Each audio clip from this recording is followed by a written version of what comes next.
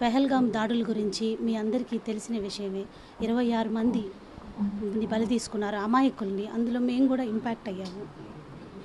కానీ కేంద్ర ప్రభుత్వము రెస్పాండ్ అయిన విధానము, మొట్టమొదటిగా సింధు జలాలని ఆపటము, వాళ్ళ మీద ఆర్థికంగా దెబ్బకొట్టడం, ఈ మిల్క్ ప్రోడక్ట్స్, మెడిసిన్స్ వాటి మీద ఇంపాక్ట్ అవ్వటము, వాళ్ళని ఆర్థికంగా దెబ్బకొట్టడం అనేది, ఆ తరువాత ఈ ఆపరేషన్ సింధూర్ అనేది జరగటము, ఈ 9 ప్రదేశాల్లో వాళ్ళని ఉగ్రవాదులను ఎవరైతే ఉన్నారో వాళ్ళని మట్టుబెట్టడము, ఇలాంటి పరిస్థితుల్లో క్విక్గా రెస్పాండ్ అవ్వటం అనేది మాకు ఎంతో కొంత ఓదార్పుగా అనిపిస్తుంది.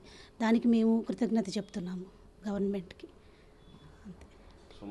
ఇప్పటికి కూడా మేము కోలుకోలేకపోతున్నాము, కానీ ఎంతో కొంత ఓదార్పు అనిపిస్తుంది మాకు. ప్రభుత్వం నుంచి ఎలాంటి సహకారం వచ్చింది ఇప్పటివరకు?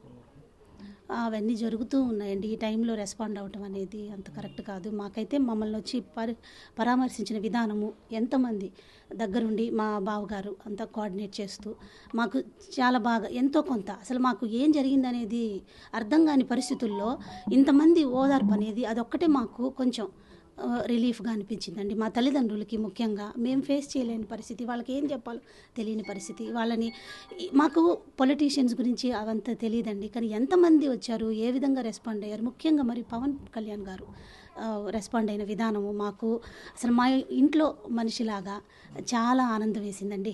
వాళ్ళు బాధపడుతున్నప్పుడు నేను పవన్ కళ్యాణ్ గారి వీడియోనే చూపించటము, ముఖ్యంగా మంగళగిరిలో ఒకటి జరిగింది కదండి, అది చూపించటము, సంతాప సభ ఇంత తీసుకెళ్ళటము, మినిస్టర్లు అందరూ దగ్గరుండి చేయటము, అవే వాళ్ళకి ఒక 10 నిమిషాలు అవి చూపించటము, కాసేపు ఓదార్చటము.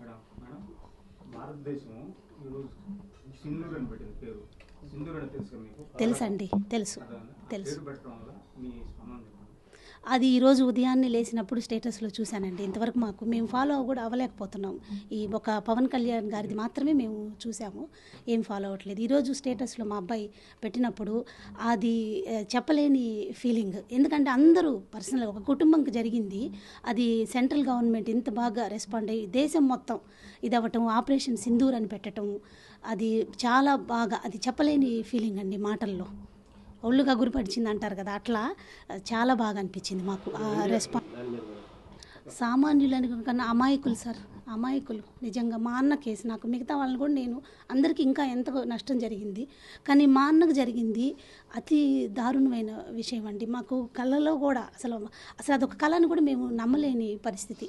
తను మా ఎదురుగానే ఉన్నట్టు మనిషిగా మాకు చూసుకోవడానికి కూడా లేకుండా అయిపోయింది కదండి. ఆ లాస్ట్ ఇది ఏదైతే ఉందో అది మాకు రిజిస్టర్ అవ్వలేదు ఇంతవరకు. సో మాకు తను ఇంకా తిరుగుతున్నట్టే. ఎంత అమాయకంగా ఉండేవాళ్ళని, సామాన్యులు అంట కన్నా అమాయకులు అండి, ఏమీ తెలియదు, హాయిగా ఆనందంగా ఉండాలని వెళ్ళిన ప్లేస్లో నుంచి ఈ పరిస్థితి జరగడం అనేది ఊహించలేని విషయం కదండి, దారుణమైన విషయం.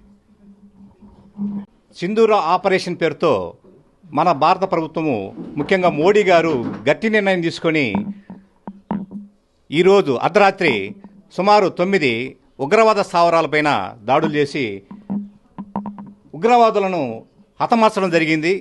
ఇది భారతదేశానికి ఒక ఊరట. అదేవిధంగా భారతదేశం అంటే పాకిస్తాన్ కానీ, పాకిస్తాను ఉగ్రవాదులు కానీ గుండెల దడలు స్టార్ట్ కావాలా, ఆ విధంగా భారత ప్రభుత్వం తీసుకోవాలని, భవిష్యత్తులో ఇలాంటివి జరగకుండా ఉండాలని నేను కోరుకుంటున్నాను. అదేవిధంగా మొన్న జరిగిన ఉగ్రవాది దాడిలో మధుసూదన్ రావు ఒక అమాయక వ్యక్తిని బలి తీసుకోవడం జరిగింది ఉగ్రవాదులు.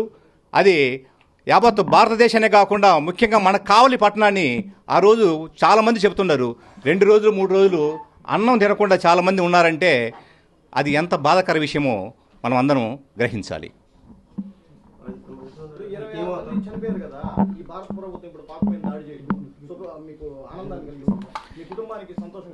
ముఖ్యంగా ఈ 26 మందిని ఉగ్రవాదులు మన భారతదేశ తీర్థయాత్రికులపైన దాడులు చేసి చంపడం జరిగింది. ఈ అర్ధరాత్రి ఉగ్రవాదులను 30 మందిని హతమార్చడం కొంతవరకు ఈ సోమిశెట్టి కుటుంబానికి కానీ బంధువర్గానికి కానీ కావల్లో ఉన్న ప్రజలకు కొంతవరకు ఊరట ఇచ్చిందని ఈ సందర్భంగా తెలియజేస్తున్నాను. ఈ దాడిపైన ముఖ్యంగా ఇంకా ఉగ్రవాది అనేవాడు లేకుండా భారతదేశం వైపు చూడకుండా పాకిస్తాన్ ఆర్మీ కానీ పాకిస్తాన్ ఉగ్రవాది కానీ చేయాలని ఈ భారత ప్రభుత్వం తీసుకొని నిర్ణయం ఉగ్రవాది అనేవాడు లేకుండా చేయాలని నేను కోరుకుంటున్నాను. నా బిడ్డని కోల్పోయి పైకి లేవలేని పరిస్థితుల్లో అల్లాడిపోతున్నాము. ఈ వయసులో మాకు తోడు లేకుండా నా బిడ్డ పోవడం మా దురదృష్టకరం. ఇంకేం మాట్లాడలేను నాయన. నేను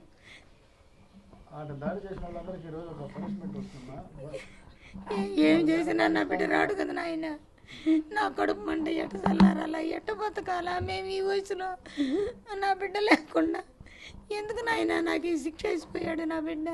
నా బిడ్డ అమాయకుడు, ఏమీ తెలియదు. నా బిడ్డ విహారయాత్రకని బావుడు వేంది. ఫ్యామిలీతోటి ఈ పని అయ్యి వచ్చి అయ్యి అల్లాడిపోతున్నాము. ఇంకెంతకంటే ఏం చెప్పలేను నాయన నేను.